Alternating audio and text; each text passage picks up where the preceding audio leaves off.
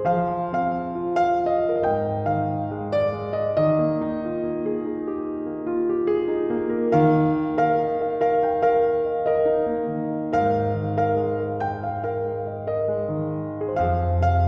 Everyone, good morning. আবারও স্বাগত আমার একটি নতুন ব্লগে। আশা করি সকলে খুব ভালো আছেন আর সুস্থ আছেন। আমরা যে বেশ ভালো আছি বলবো তা নয়, কারণ এখন সবাইকারই সর্দি জ্বর লেগেই আছে। তো মোটামুটি আছি। তো আজ হলো সোমবার, এখন বাজে সকাল 9টা মতো। এখন থেকেই আজকের ব্লগটা আমি শুরু করছি। আশা করছি আজকের ব্লগটি আপনাদের ভালো লেগে থাকবে। তো ওই সোনামায়ের পাপা খেয়েছিল আর দাদা ভাই খেয়েছিল, ওই কটা ছিল। আর কালকে তো বলেইছিলাম আপনাদেরকে যে সোনামায়ের খাবারটি শেষ হয়ে যাবে, তো এই মাত্র খাবারটি খাওয়ালাম আর শেষ হয়ে গিয়েছিল। তো একটা নতুন প্যাকেট আনা আছে, তো ওই টাইপের যেভাবে ঢেলে দেবো। তো ততক্ষণে এইটাও না হয় পরিষ্কার করে নিয়ে চলে যায়, না হলে তার ঢালতে পাবো না বলতে মানে যতবার খাবারটা শেষ হয় আমি পরিষ্কার করে ফেলি, কিছু থাক বা না থাক। আর ওই যে মেজো কাকুমনি এসেছিলো, তো মানে ভাই হয়তো দোকানারে গিয়েছিল, তো দিদি ভাইয়ের ফোনে ফোন করতে এসেছিলো, কিছু একটা ভুলে গিয়েছিলো, তো ওইটা আবার বলার জন্য এসেছিলো ফোন করতে। তো মানে ওই যে কৌটোটা মানে পরিষ্কার করছি সোনামায়ের, ওই কৌটোটা নিয়েই কথা হচ্ছিল যে মানে এই কৌটোগুলো এক সেটে পাওয়া যায় অনেকগুলো করে, মানে ওই ফ্লিপকার্টে বা অ্যামাজন যেখানে হোক দিদিভাই দেখেছিলো। তো দিদিভাই বলছিল যে আমাদের যদি কখনো মানে স্বপ্নের মতো রান্নাঘর করতে পারি তাহলে এই সেট মানে এই কৌটোর সেটগুলি নেব, তাহলে দেখতে বেশ ভালো লাগবে। স্বপ্নের বলতে মানে বেশি কিছু চায় না, একটু মানে ভালো করে যেন কিচেনটা বাগানো হয়, আর যেন ওই উপরে যে শোকেস টাইপের থাকে মানে থাক মানে সব কিছু যেন একদম সাজিয়ে বরাবর রাখতে পারি, মানে জিনিসগুলো যেন দেখতে ভালো লাগে। ওই কৌটোগুলো যেন একদম সারি সারি রাখতে পারি, মানে ওই রকম হলেই চলবে। বেশি হাই ফাইয়ের আমাদের দরকার নেই, কিচেন চিমনি ওইসবের আমাদের দরকার নেই, মোটামুটি চলে গেলেই চলবে। তো আমাদের দুজনাকার তো ওইটাই একটা মানে বড় ইচ্ছা। তো এখন বাজে মিনিমাম ওই 10:30 মতো বাজবে। তো আমি মাছগুলি আজকে এনেছিল বাবা, আর আজকে না আমাদের এক জায়গায় নিমন্ত্রণ বাড়িও আছে, মানে একটা দাদা ভাই নিমন্ত্রণ করেছিল। তো ওইখানে ভাবছি খেতে যাব। তো আমি যাব না ভাবছিলাম প্রথমে, কারণ ওদের ওইখানে মাংস করবে, আর আমরা তো মানে আপনারা তো জানেনই আমি সোনামায়ের অন্নপ্রাশন যতদিন না পেরোচ্ছি ততদিন তো মাংস খেতে পারবো না। তো সেই কারণে আমার যাওয়ার কোনো ইচ্ছা ছিল না, কারণ মানে মাংস খাবো না বলে ইচ্ছাটা ছিল না নয়, ধরুন ওরা তো জানে না যে আমি মাংস খাই না, যদি মানে মাংসতে ঠেকিয়ে আর দেয় কোনো ক্রমে, তো সেই কারণে বিশেষ করে আমার অতটা যাওয়ার ইচ্ছাটা নেই। মানে এতদিন যেহেতু পারলাম, আর মাত্র মানে কটাই তো দিন, এখনও মানে ডেট ফিক্স হয়নি সোনামায়ের অন্নপ্রাশনের। তো ডেট ফিক্স হলে আপনাদেরকে জানিয়ে দেবো ঠিকই।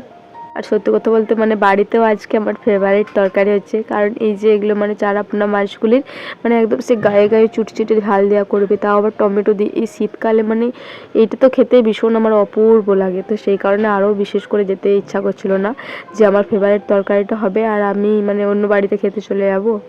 তো মা ওইদিকে ভাতটা নামিয়ে নিল। তো মা এখনও মুড়ি খায়নি, তো সেই কারণে বলছিলাম মা তুমি খেয়ে নাও, আমি তখনকে না হয় মাছগুলো ভেজে নামিয়ে দিচ্ছি, তারপরে না হয় তুমি রান্না করবে। মা বলছিল তোর জন্য ভাতটা ঠান্ডা করতে দিয়েছি, তুই আগে খেয়ে নিগা, না হলে ভাতগুলো ঠান্ডা হয়ে যাবে।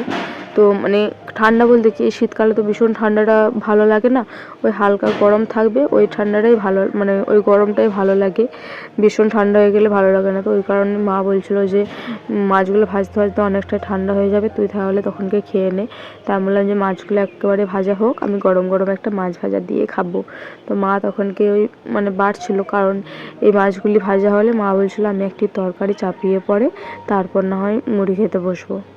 আর ওই যে বললাম না একটি তরকারি হবে, আগে পালং শাক আলু বেগুন মানে সব দিয়ে একটা তরকারি হবে। তো এই কারণে মা আদাটা ছুলছিল, আদাটা ছোলা থাকে নাই, তো সেই কারণে মা আদাটা ছুলে নিচ্ছিল। আর আমার সবকটি মাছ ভাজা হয়ে গেল। আর ওই যে মানে যেটা অল্প অল্প করে তুলছি, আপনারা হয়তো বুঝতে পারবেন না কি তুলছি, ওটা মানে ওই ওই ছোটো ছোটো মাছগুলির কি সুন্দর মানে তেলটা বেরিয়েছিল, তো তেলটা ভালো ছিল বলেই মা রেখেছিল। তো ওই তেল ভাজাটা খেতে তো আমার ভীষণই ভালো লাগে, সেটা ছোটো মাছ হোক বা বড়ো মাছই হোক। তো ওই কারণেই মা বললো যে এখনই তো ভাত খাবি, তাহলে তেলটা ভেজে নে, তাহলে তুই ভাতের সাথে খেতে পাবি গরম গরম। আর কড়াইটা না নামিয়ে দিলাম, কারণ মানে তেলটা অনেকটা তেতে গিয়েছিলো। মা বলছিল থাক, আমি বললাম না তেলটা অনেকটা তেতে গিয়েছে, একটু ঠান্ডা হোক তারপরে না হয় তরকারিটা আরে চাপাবে। আর সোনা মায়ের এই ছোট্ট পাড়া তালাইটি মানে এগুলোকে চাটেই বলে এই গ্রাম সাইডে, তো আমরা তালাই বলি। তো এই ছোট্ট পাড়ার তালাইটি অনেক দিন থেকেই ধুবো ভাবছি, কারণ ওই মানে খাটে তো পাতা হয়, তো আজকে ঠাকুমাটাই পেতেছি। ঠাকুমারও এরকম একটা ছোট্ট তালাই আছে, তো ঠাকুমাকে বললাম ঠাকুমা আজকে না হয় তোমারটা পেতে ফেলি, কালকে না হয় সোনা মায়েরটা পাতবো, কারণ আজকে ওরটা ধুয়ে ফেলবো। তো আরও সকাল সকাল ধুয়ে ফেললে ভালো হতো, তাহলে না মানে শুকিয়ে যেত, তাহলে কালকে আবার পাততে পেতাম, কারণ ঠাকুমা ওইটা পেতে শয়। তো সেই কারণেই বিশেষ করে আরও সকাল সকাল ধুয়ে নিতে হতো। এখন মিনিমাম ওই 11:30 12টা মতো বেজে গিয়েছে, তো এখন রোদ আছে অবশ্য, ছাদে শুকিয়ে যাবে, সেই রকম কিছু নোংরা হয়নি, তবুও একবার ধুয়ে দিলাম, অনেক দিন ধোয়া হয়নি বলে। আর এই যে দেখুন, ভাবছিলাম যে অনেকটাই রোদ থাকবে, তো ওই দিকটাতে তো না মানে বিকেল পর্যন্ত অনেকক্ষণই রোদটা ওই দিকটাতেই বেশিক্ষণ থাকে, তো সেই কারণে ওই দিকটাতেই দিলাম। আর ওই যে দুমারে আনলাম না, মানে দুদিকে দুমারে, তো সেই কারণে একটু উপরগুলো ফুলো ফুলো হয়ে গিয়েছিলো, ভাবলাম যে আবার ভেঙে টেঙে গেল নাকি, তো সেই কারণে একটু মানে হাতে করে প্লেন করে দিলাম। আর আপনাদেরকে তো বললামই আজকে একটা মানে নিমন্ত্রণ বাড়ি আছে, এখানেতেই চলে এসেছি। তো ওই দাদা ভাইয়ের মানে ডেকোরেটার্সে কাজ করে ওই দাদা ভাইটা, তো আমাদের ঘরের ছেলের মতনই। সত্যি কথা বলতে মানে মাঝে মাঝে তো মনে হয় নিজেদের লোকগুলোর থেকে দূরের লোকগুলোই বেশি আপনই হয়। মানে একটা দুটো মানুষ আছে এমনই ব্যবহার করে না, নিজেদের মানুষ হয়েও মানে সে পরের মতন ব্যবহার করে। আর একটা দুটো মানে মানুষ আছে পরের, তবুও মানে এতটাই ভালো ব্যবহার করে, মনে হয় সে নিজেদের ঘরের মতো, নিজেদের ছেলের মতো। ঠিক এই দাদাভাইটাও ওই রকমই, মানে পুরো নিজেদের ঘরের মতন ব্যবহারটা করে।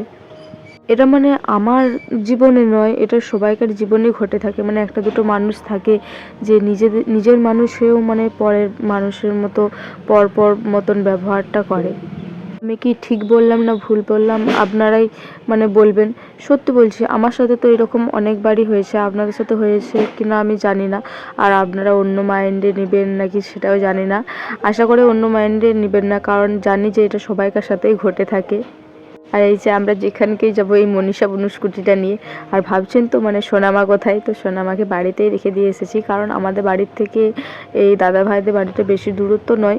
ওই খুব জোরে স্কুটিতে এসেছি, তো স্কুটিতে ওই খুব জোর যদি 5 মিনিট লাগে, 5 মিনিটও লাগবে না। আর এই যে দেখুন পুকুরটা কি সুন্দর লাগছে, মানে জলটা পুরো একদম পরিষ্কার, ওই ধারে ধারে হাঁস আরে বসে রয়েছে। আর দেখবেন একটু পরে কি সুন্দর ফুল গাছ লাগিয়েছে।